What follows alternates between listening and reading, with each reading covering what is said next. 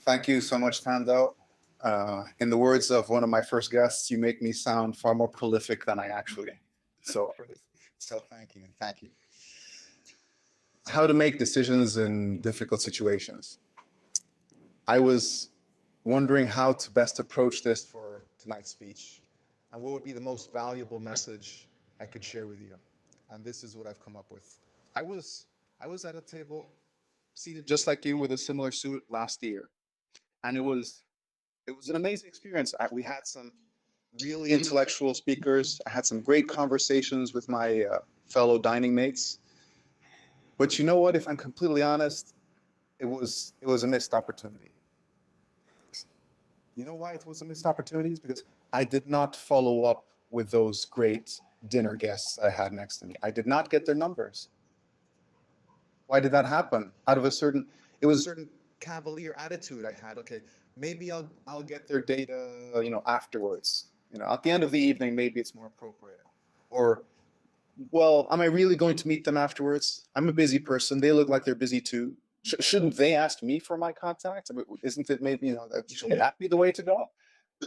Bottom line, I left that table with a phone full of notes on very interesting talks, but no actual contacts.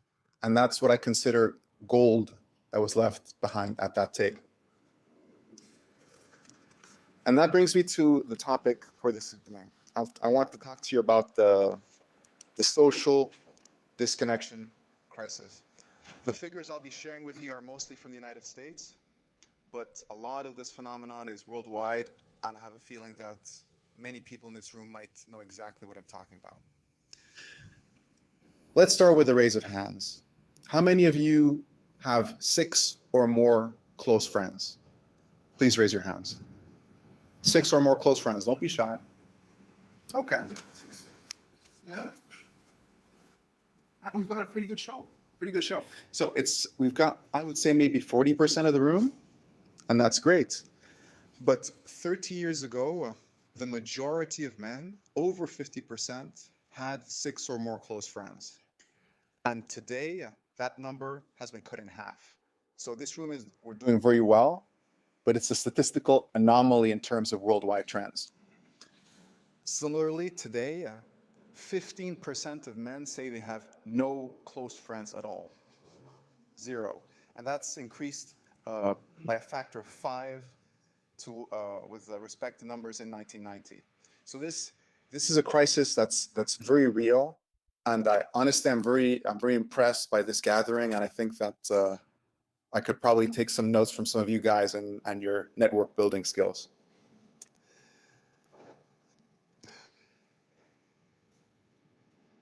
I was thinking of how to explain the challenge, and the fact is that a lot of times we not be we might not be fully aware of the stress, because we need to be clear.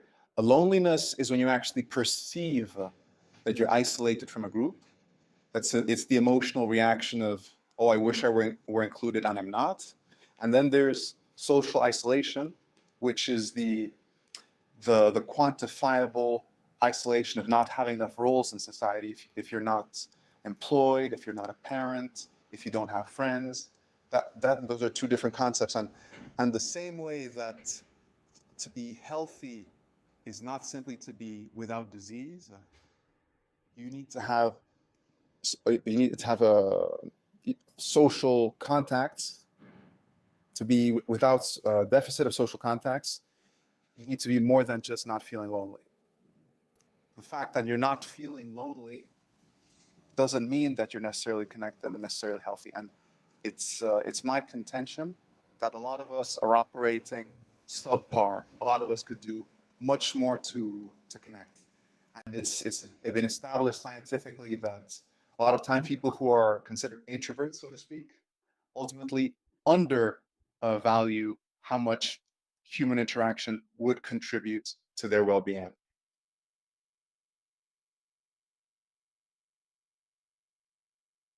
This crisis is widespread, and it's very slippery to put your finger on, because how do you actually measure social connectedness? Like it's not something like body weight. It's not something like blood pressure. Um, the research I read talks about what I mentioned earlier. No, they look at the number of roles you have. Are you employed? Are you a father? Do you have children? And they only use number of relations and roles. But surely there are so many ways to be a parent. There's so many ways to be a partner. You can be engaged. You can be truly committed. How many people are checked out of their relationships? So I think that if we have these roles, what we need to do is also be committed to them for them to feed us in return. There were a lot of figures that I went through to prepare for this presentation, but I'm really only going to share three figures with you because they're the most impactful. Like, did you realize that when you will die uh, is impacted by social disconnection just as much as if you smoked 15 cigarettes a day?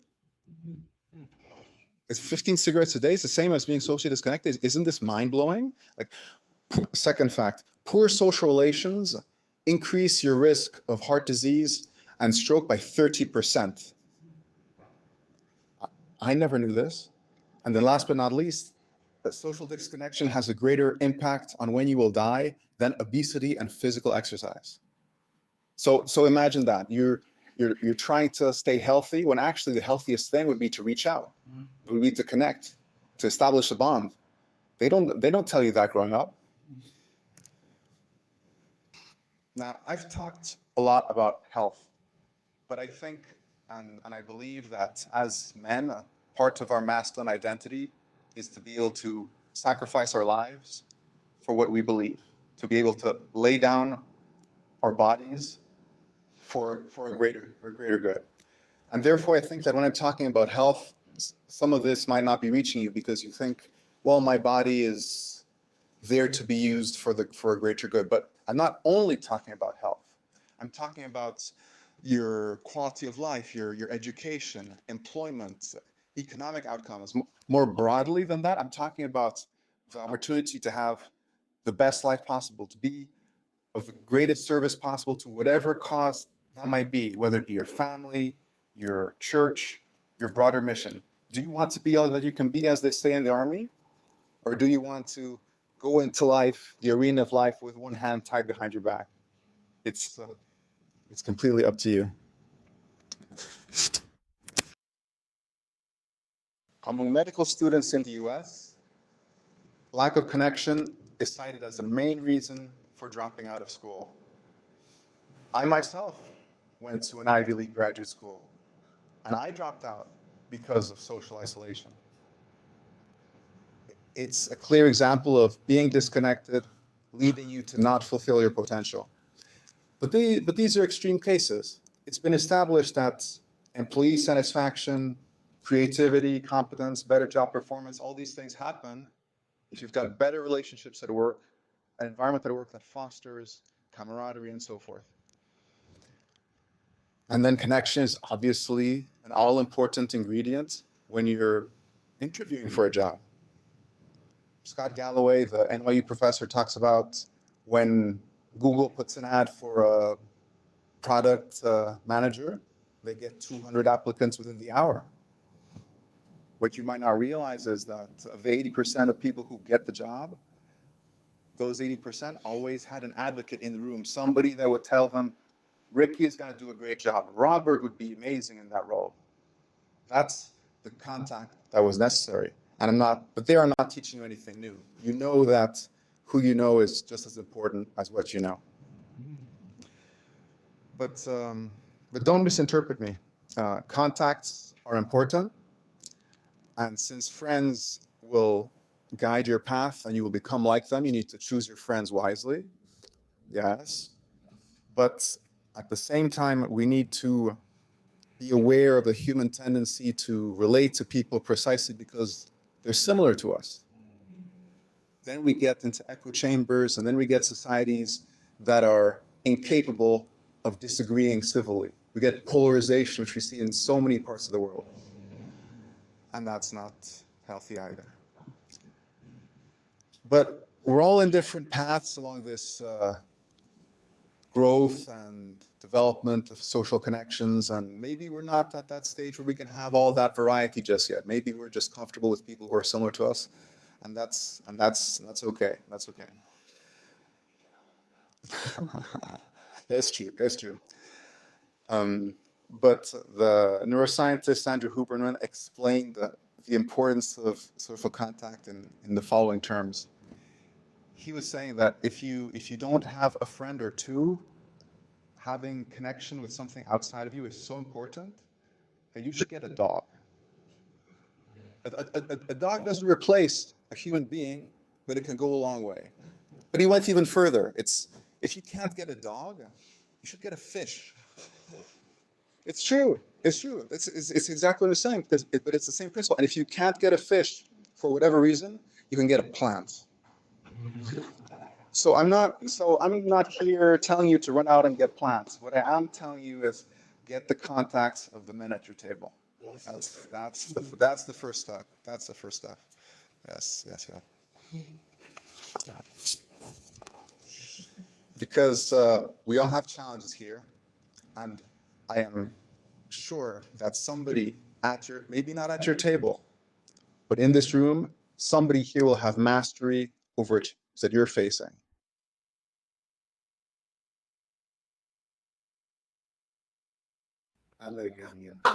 And similarly, I'm sure you have mastery over a challenge that somebody else is facing in the room. But beyond that, as I said earlier, it's not about a utilitarian quid pro quo. It's about the connection. And it's that connection that will be beneficial and lead to health and the other outcomes I mentioned before. I wanted this presentation to be practical, because we can speculate about the causes of this crisis: smartphones, consumerism, globalization, the worship of the individual. All that can be left safely to academics. We're talking about a situation where people need a cure. To the person who's drowning, to the person who has cancer, they don't care about the origin. They want the solution. And I'm telling you that the solution might actually be sitting next to you. Yeah. Having said that, I think that a little bit of background is helpful to help the uptake of this message. The reason we're in this situation is because we have Stone Age software. We're used to go out and hunt in a group and have a tightly knit community with which we survive and without which we die. That is how we're still built. And in this age where we do not have close ties anymore, if we did not go out of our way and make special and extra efforts to develop these ties, we're not going to be healthy. We're not going to be feeling good in ourselves. We're not going to be able to reach our full highest potential. Now, Tando had a couple of questions, and I have one as well. Can any of you here tell me what is absolutely necessary to have connection? Michael, coming your way. What is necessary, but maybe not sufficient to have a connection? What's your opinion, Mike? Okay, very humbly, this is the answer which I venture. I would say vulnerability. I think we've got so much to gain as men when we say we haven't got it all together, and we are we're on a journey, we're in a learning process, and if we are open about what we don't get right, then I think then we suddenly people can start connecting with us as well, and we can help each other on the journey. Yes, vulnerability. Anybody else? There's no one answer. Yes, DJ?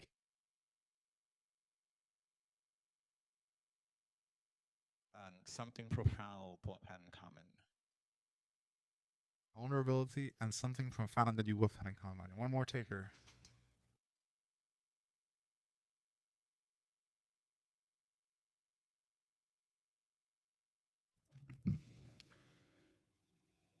I think a very important quality which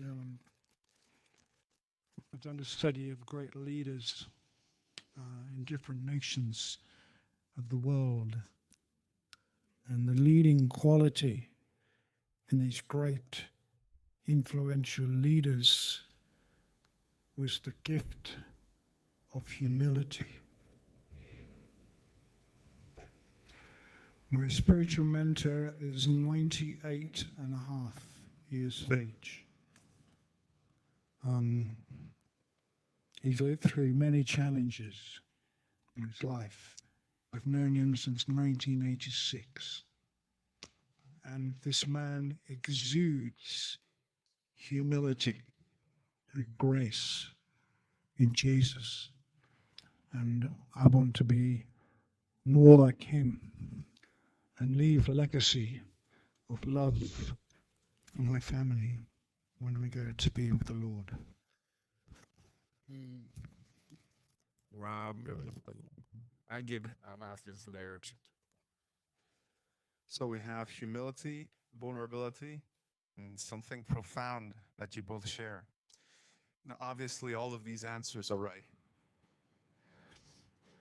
At a most basic level, what you need though is just somebody other than yourself. You need to go, we need to go beyond our narrow me focus. And this does not have to be a grand effort. Again, Andrew Huberman talks about simply texting a couple of people every morning. Maybe it's a friend you haven't reached out to in a few months. Maybe it's a family member. Just start your morning with a couple of texts. Hey, just check in. How are you doing? It's been a while. Get a text back. Or not. Sometimes they might not text back, and that might mean that, yes, you should move on to contact somebody else. But do that exercise.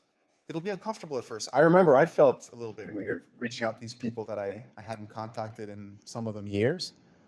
But overwhelmingly, people embraced and they were overjoyed, and it warmed my heart, and it rebuilt these contacts that I had left lying fallow. So that would be my recommendation for what to do if you're not sure, if you're in a gray area of decision making. Reach out to somebody hopefully who knows more about you in that area. And I think that already participating in this evening and meeting all of you is a great step to spreading connection, spreading network, and again, get everybody's contacts onto your table. 90 for your tijd, voetbal.